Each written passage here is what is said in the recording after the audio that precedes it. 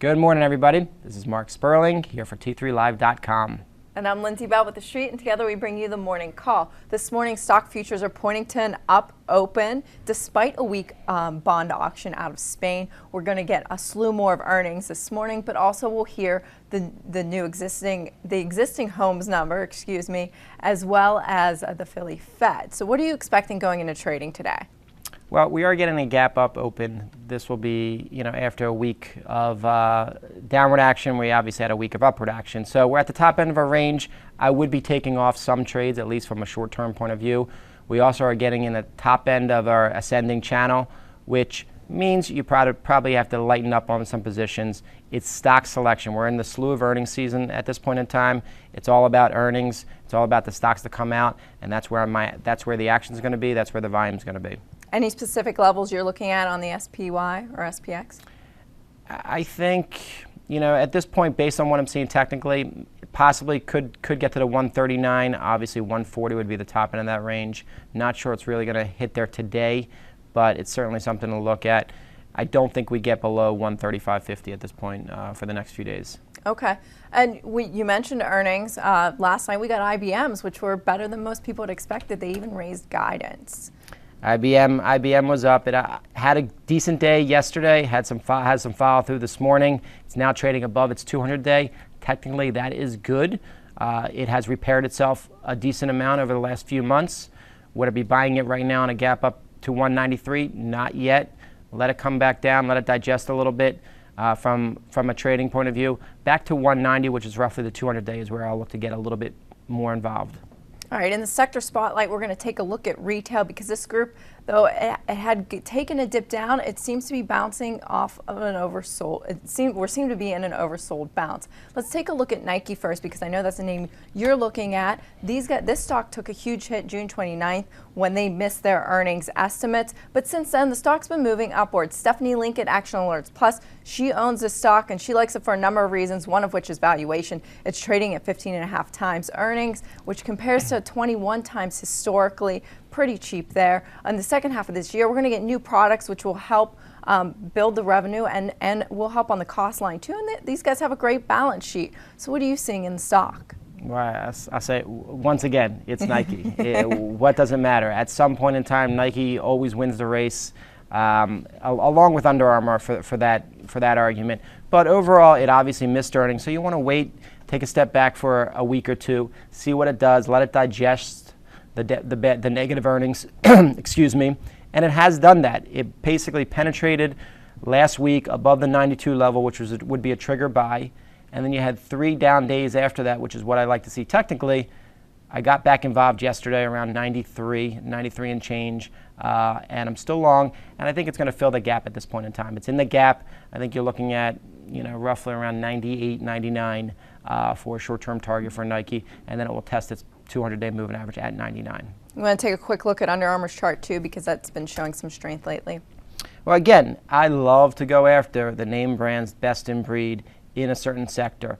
Under Armour split, came back down to its 200-day moving average, basically held there and seems to be working, forming a nice base, working its way back to new highs. Best in breed, that's where I like to be. Abercrombie & Fitch is another one that I know you've been looking at. This one's been beaten up. It's down about 26% so far year to date. I mean, they've gotten hit on their exposure in Europe and Asia, and as well as a slowdown in the U.S. Here, they've been closing unproductive stores, slowing growth in Europe, but it's been showing a little strength more recently as well. It hit 30.22 on June 26, I think, and since then it's been up 19%. Do you think we hit a bottom in this one? It seems like it's trying to find a bottom. I can't say best in breed. Abercrombie is not best in breed, certainly. You're trying to you're not going to get the same explosive move off the bottom. You're going to get a slow grind higher as the stock tries to repair itself. And technically above the 35.20, it did trigger a technical long. Tier 1 at that, tier maybe 1.5. Looking for a short-term target possibly to 38, 39. It looks like it's trying to form a little bit of a cup and handle, which is a bullish pattern overall. Moving on to TJ Maxx. This is one that Stephanie Link at Action Alerts Plus owns also. It's a core holding for her, but she's been taking some profits in this one because the chart's been pretty good. In June, they beat comp estimates, raised guidance, and at 15 times, the valuation is kind of attractive, especially with fundamentals that just keep improving. What are you looking for as far as levels go in this one? These discount retailers, you know, they're the ones that are moving up. The charts basically are almost all at yearly highs. What I'm seeing right now, it's a grind, a little bit of a boring grind higher, but back to 43, whether that looks like the 20-day moving average, 43.50 is where I'd look to be getting involved. For it seems to be making, you know, another move higher. It's not exciting. Look at the weekly chart. You can see there hasn't been any big exhaustive bars, so it looks like we're just going to grind higher here. You know, boring, but again, good looking chart overall. Yeah, exactly. Now Macy's, the chart doesn't exactly look like that. Citi was out earlier this week lowering their price target and cutting their earnings estimates. They think sales in July are going to be pretty weak, but the stock is trading at a 20% discount to its 5-year multiple. Is this one you can trade in? Yes. I like when the market really isn't directional at this point, and I do believe that that's where we're at. So you want to find the stocks that have discounted and have good stories behind it, and then technically start to set up and repair themselves. Macy's now just got above its 200-day moving average, above 34.40. That would be roughly a trigger long, and I believe it can possibly get back up to its top end, you know, mid-range, which is around 37.50. It's not going to be a barn burner, but at the same time, it looks good, and as long as it holds its 200-day moving average, I like it. Getting back to best in breed, Costco, the stock's up 15% this year. The chart looks probably a little bit more like TJ Maxx, so not as straight up. What are you seeing in this one? Can it go up further?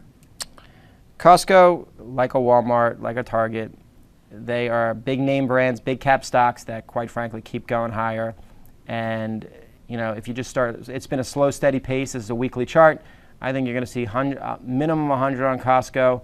If we get an actual trending market to the upside, Costco will go higher. It looks great, and at this point, buy on pullbacks next to the 20-day, 21-day moving average. Well, there you have it. That's our take on retail. We're going to take a quick commercial break and get back into the trenches with some of the stocks that are going to be releasing earnings today. Hi, I'm Sean Hendelman, CEO of T3 Live, where we train, coach, and mentor traders in order to help you put your money to work with confidence. The T3 Live approach is a blueprint for you to recognize, adapt, and ultimately take advantage of different market conditions. To begin your training with T3 Live, we would like to offer you the opportunity to enroll in our free 30-day online home study course. Fill in your name and email address, and I'll see you on the other side. Welcome back. We're going to get into the trenches with some earnings releases that are coming out today. First up, Philip Morris, ticker PM. They reported earnings this morning. They beat analyst estimates, and they raised guidance. This has been a go-to stock all year long for long-term investors who are looking for yield. These guys have a dividend yield of about 3.5%. The stock's acted pretty well this year. What do you think's in store for the rest of the year for this one? It's not a name I play consistently. It's not a trader's name. Again, it's more of an investor type of play. Right. But technically, it looks great. It's going to be at yearly highs at this point in time. And so, from an investment point of view, I'd still be sticking to the plan and just keeping it. Another one I want to talk about, PPG. Their earnings are probably coming out. They're coming out this morning. They may have just come out. TheStreet was looking for $2.37 there. This stock was flat going into earnings yesterday. What are you thinking in this area? I like high-level bases. PPG, the market got hit a little bit. PPG didn't budge. High-level bases above 100 over a few-month time period. When it gets back to the top end of the range, which is roughly about 107 and change, when it can break above there, that will be an aggressive move that should move a bit higher.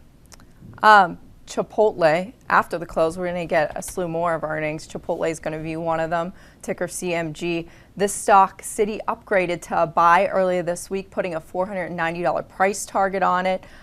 They like the growth story here. Now at 54 times earnings, some might argue that's a pretty rich multiple for this one. So what levels do you watch in this one? What do you think about the stock? So this is one I actually do like to trade, and even towards the beginning of the year, this is one of my money makers, and I was just letting the moving averages play, respect themselves, and they kept moving up. Now, obviously, it got a little sloppy over the last few weeks. Coming into earnings, I still like the idea. I still like the play. It is a little bit of a real estate play. They got to find the best real estate. Every Chipotle I go into is crowded. Yeah. So technically, obviously, earnings are going to change a lot of this. You want to see it hold the 200-day 372, but realistically, every time it gets back to 390, I've been buying it. Right around 400, I've been taking some off. So I think overall, if it's a decent earnings play, you're going to probably see above 425, 430, possibly touching new highs.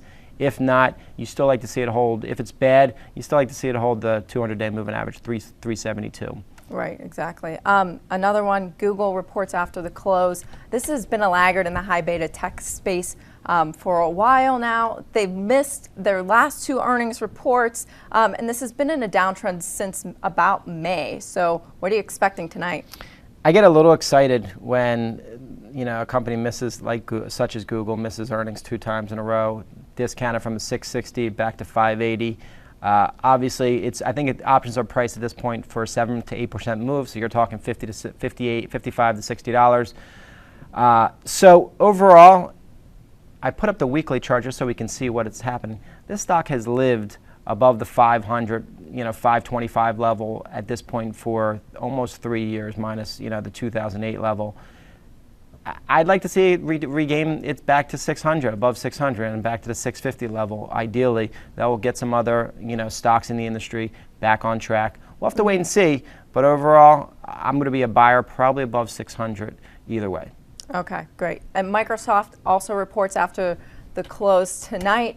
This has been on an upswing for the last few days. Yesterday, the stock was up 2.6% going into earnings. So do you trade this today, or you just wait for the results to come out?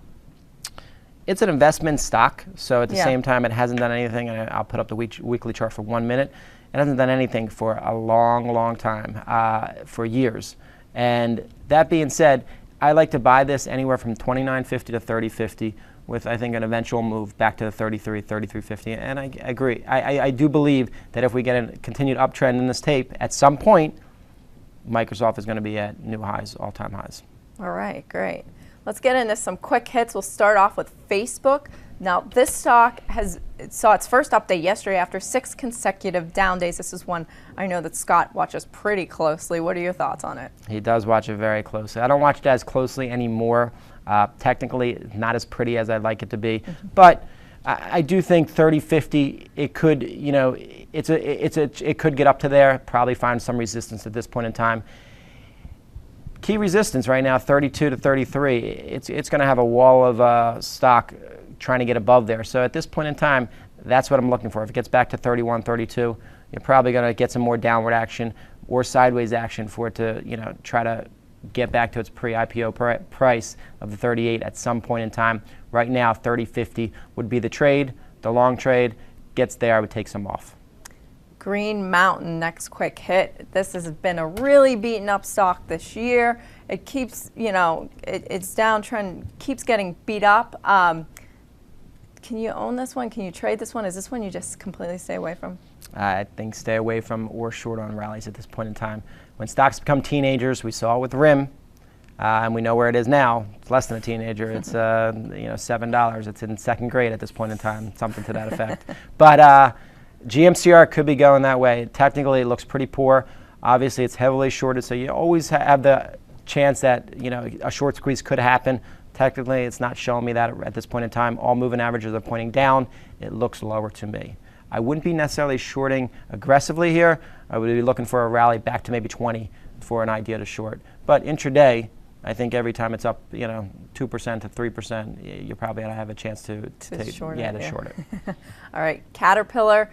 This has been kind of a weak stock more recently, but yesterday we saw an oversold bounce in it, and you were involved in it. So what were you doing yesterday, and how are you looking at it today? I'm starting to see some bounces of these big boys and stuff that really has been forgotten. Whether it's dead cat bounces, whether it's trying to repair itself, I'm starting to see that a little bit more, meaning that lows are already put in, and now they're just bouncing around in ranges to make new moves. Caterpillar's at that point. It's not a really, it was a trade yesterday. not a swing. And at this point in time, 80 looks like a level that it should hold. Respect it. And if it holds there, you're looking for a move back to around 87, $88. It is Caterpillar. It is, it is a big cap stock. So you just got to really keep it on the radar. Moving on to banks, Wells Fargo. These guys reported earnings recently that were pretty good, better than expected. The housing market, according to them, is not as bad as you might think. But the chart's been pretty good too. It's been good. It's been, if you best in breed, Wells Fargo, everybody leans to Wells Fargo at this point in time. Mm-hmm. So, it's testing at yearly highs, and it looks pretty good. And you look at the weekly, it's been pretty boring over the last, year or so.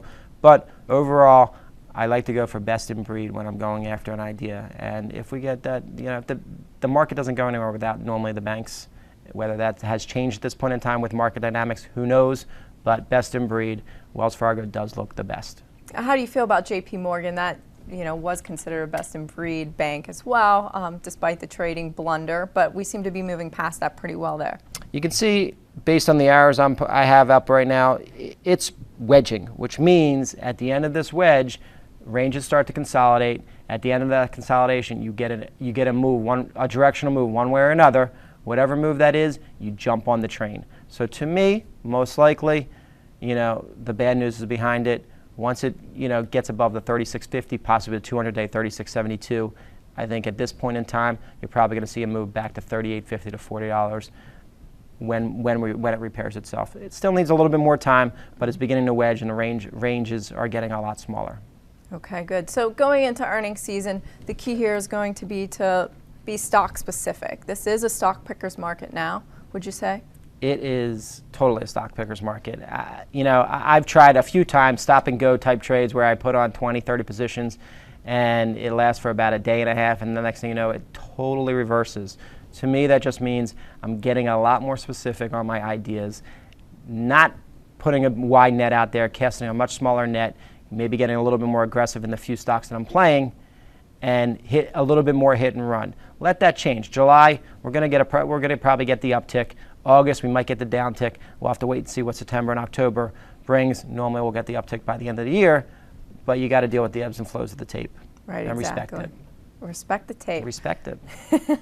Well, those are the levels in the S&P we're looking at today. Some of the sectors we're looking at, some earnings that are coming out today that you should keep your eye on. Be sure to check in at the end of the day for the daily recap.